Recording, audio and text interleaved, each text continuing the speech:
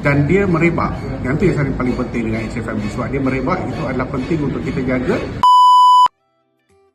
HFMD ni adalah penyakit yang disebabkan oleh enterovirus, boleh jadikan Coxsackie ataupun enterovirus ini71 lah.